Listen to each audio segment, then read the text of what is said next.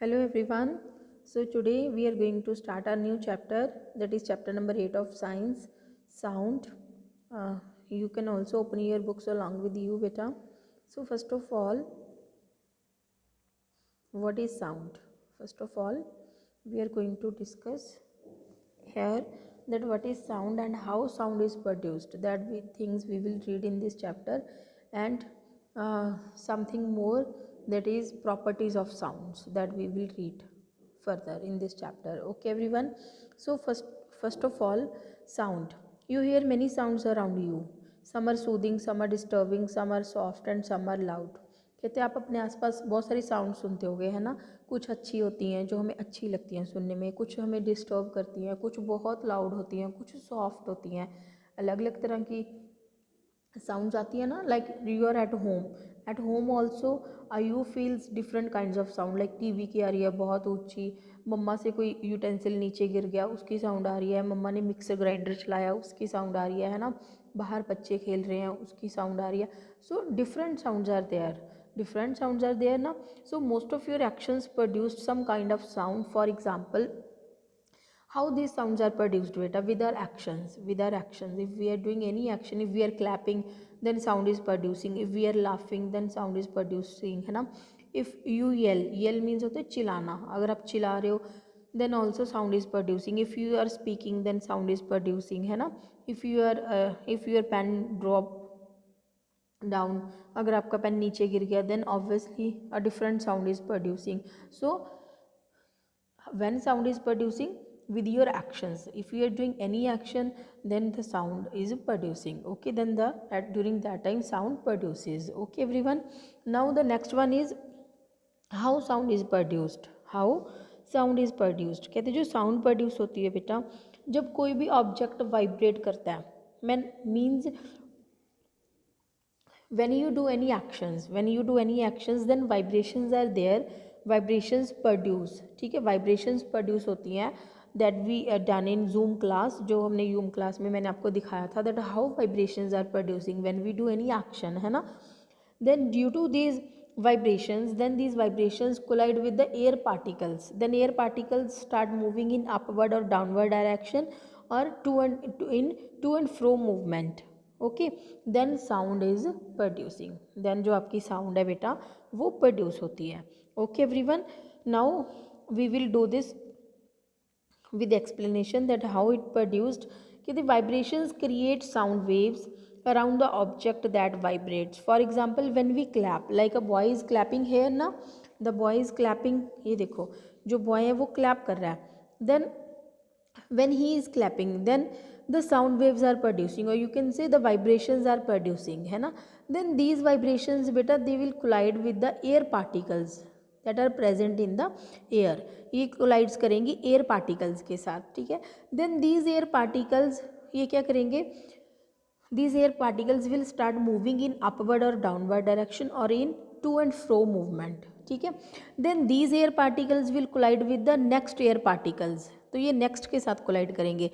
then these air particles will collide with next air particles and so on, ठीक है. ऐसे जो हमारा प्रोसेस है वो फर्दर रिपीट होगा. And at last these air particles will reach to our ears, these air particles will reach to our ears. हम जो ये एयर पार्टिकल्स हैं ये हमारे ईयर्स तक पहुंच जाएंगे, ठीक है. Then these air particles will create vibrations inside our ears. तो ये जो एयर पार्टिकल्स हैं बेटा, that will reach to our ears, they will create vibrations inside our ears. Okay, then these vibrations will send a message to our brain. तो ये vibrations जो हैं ये एक मैसेज सेंड करेंगी हमारे ब्रेन को, ठीक है. And then our brain will interpret that what a person is speaking. Okay, so this is how, or you can say thus we hear sound. okay, so this is how we are able to hear the sound. So this is the mechanism, that how we are able to hear the sound, or how the sound is produced. Clear everyone? Okay, now the next thing is, so this has everything that I have explained you, this has written in this paragraph. Let me read also, that when we clap or bang on the table, or even when we speak, कोई भी action हम जब करते हैं, our actions cause vibrations in the air around us, like these vibrations are producing, है ना. These vibrations move the air particles back and forth. कहते जब ये वाइब्रेशंस पार्टिकल्स के साथ टकराते हैं, then those air particles start moving, है ना. These in turn move the air particles next to them. कहते वो जो पार्टिकल्स जो मूव कर रहे हैं in backward and forth direction में, then they collide with the next air particles and so on, and finally cause the air particles in our ears to also to move. ठीक है. And finally जो air particles होते हैं वो हमारे ears तक पहुंच जाते हैं. Then these air particles cause vibrations inside our ears and send a message to our brain, thus we hear sound. So in this way we hear sound बेटा. Okay everyone. Now next is we can also differentiate between the different sounds. कहते we can also differentiate between different sounds. Obviously we can, if there is a if the vibrations are fast, अगर कोई किसी भी action से vibrations बहुत fast निकल रही हैं, then we will hear the louder sound. If vibrations are slow, अगर धीरे धीरे निकल रही हैं, then the sound will be low. Okay, so we can differentiate between the louder and low sound, between the louder and low sound. Okay everyone. Now the next one is beta echo. The next one is echo. So what do you mean by echo? कहते when you shout loudly or scream in any empty room or in mountains, then what do you hear? कई बार आप जब एक खाली room में ऊंची ऊंची बोलते हो, है ना, तो आपको क्या सुनाई देता है वापस? आपको अपनी ही साउंड वापस सुनाई देती है, होता है ना. अगर जैसे आप बोलते हो हेलो, तो आपके पास वापस सेम हेलो वापस आती है, हेलो हेलो हेलो ऐसे करके, है ना. Then why it is so? Because बेटा व्हेन यू स्पीक, जब आप बोलते हो तो जो आपके माउथ से वाइब्रेशंस निकल रही है ना, है ना, देन दे स्ट्राइक, तो वो किसी चीज़ के साथ जाके टकराती है. ठीक है. You can say if you are speaking in the mountains, जब आप माउंटेन्स पे बोल रहे हो या फिर एम्प्टी रूम में बोल रहे हो, तो those vibrations get strike with the mountains और the walls of the empty room, then they bounce back, तो वो टकरा के वहाँ से वापस आती हैं. ठीक है. So that's why you are able to listen your own voice in an empty room, बिल्कुल खाली रूम में. Okay. So what do you mean by echo now? The bouncing back of sound from a surface, that is known as echo. कि sound का वापिस आना किसी surface के साथ टकरा के. Okay. That is known as echo. When you hear your own voice, जब आप अपनी ही वॉइस सुनते हो 2-3 बार. So why it is so? Because vibrations, when vibrations produces from your mouth, then they strike with some surface and then they bounce back to you. Okay, so this is known as echo. Like this, look at this picture also. Like a boy is clapping or shouting, है ना. जो boy है वो clap भी कर रहा है, shout भी कर रहा है. then जो इसमें से vibrations produce हो रही है, they are colliding with these, they are striking with these mountains, है ना, mountains के साथ टकरा रही है. and then these after striking, then these are bouncing back, तो ये टकरा के क्या हो रही है, वापिस आ रही हैं इसके पास. So that's why he is able to listen his own voice. Clear everyone? This is known as echo. Now next one is properties of sound. Next one is properties of sound. So beta, in properties of sound, like in air chapter we have read the properties of air na, that air occupies space, air has weight, air exerts pressure, air exerts force, है ना. So many properties were there. So in this chapter we will read about the properties of sound. Okay everyone. So properties of sound, there are 2 properties of sound. First is sound needs a medium to travel. कहते sound को travel होने के लिए क्या चाहिए? Medium चाहिए. It requires a medium. It can not be created in a vacuum. First of all I want to tell you that what is vacuum. Vacuum क्या होता है बेटा? Where there is no medium, जहाँ पे कोई medium नहीं होता. Medium क्या होता है? Like air, water. ठीक है. अगर आप किसी ऐसी जगह पे बैठे हो where there is no medium, no air, no water, then sound can not travel. आप जितना मर्जी ट्राई कर लो बोलने की, your voice will not produce, because in a vacuum बेटा vibrations cannot be created. जो vibrations है वो create ही नहीं होती, वो produce ही नहीं होती. ओके.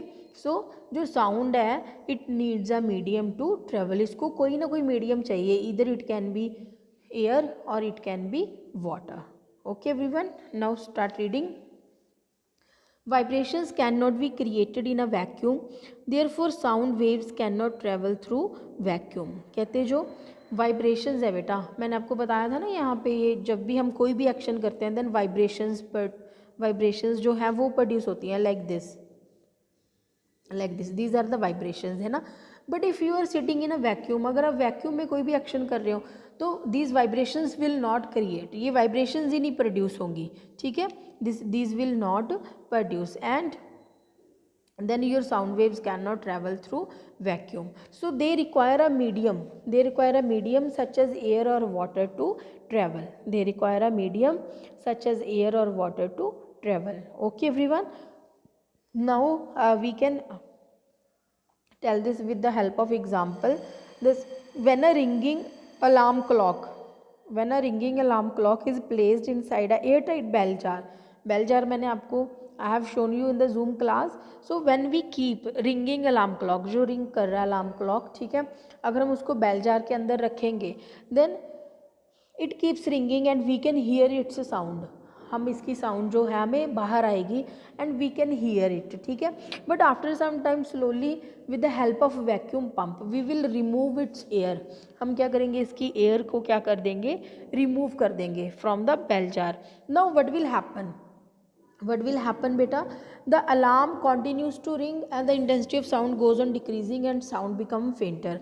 धीरे धीरे क्या होगी, आपकी जो साउंड है अलार्म क्लॉक की वो फेंटर होगी, एंड फेंटर मीन्स बिल्कुल ही कम हो जाएगी, लो हो जाएगी, and at last it will stop completely.